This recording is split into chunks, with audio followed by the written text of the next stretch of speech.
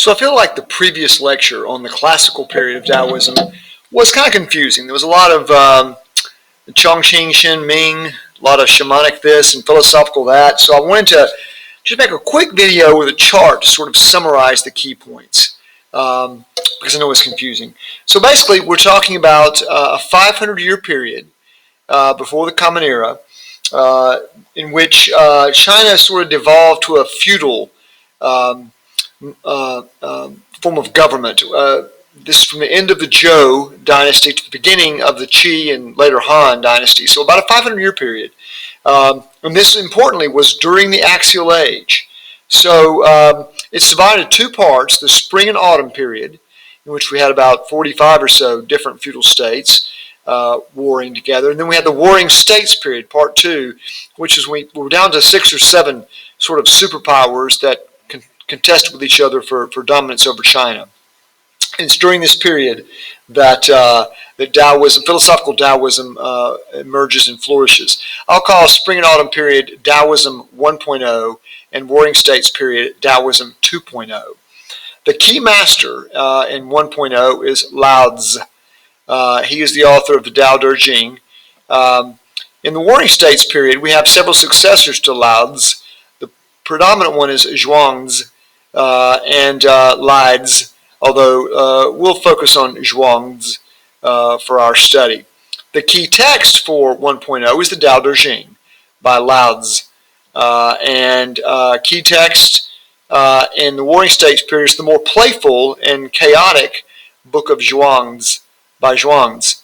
The Tao evolved in this time period. The initial Tao, the Tao Te Ching, is benevolent. It is not sentient, but it is transcendent, and it is a benevolent force.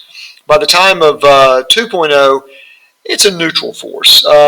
There was a growing sense of disillusionment. We had this period of chaos, and this period of additional chaos and heightened military confrontation, and so by then, philosophers were just sort of exhausted, had this sense of ennui, and the Tao had assumed a more neutral character.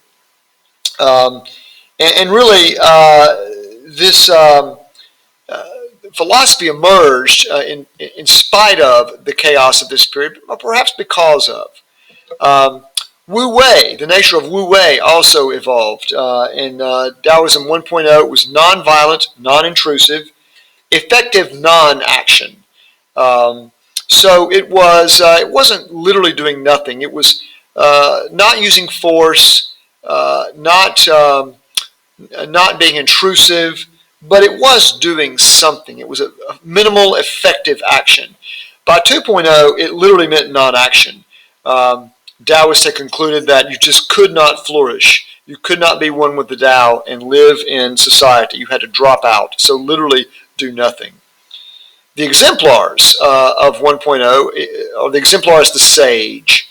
The sage makes an excellent ruler. So he's very much engaged with society. He can rule society in his non-interventionist, laissez-faire way. The sage also has unmistakably shamanic powers.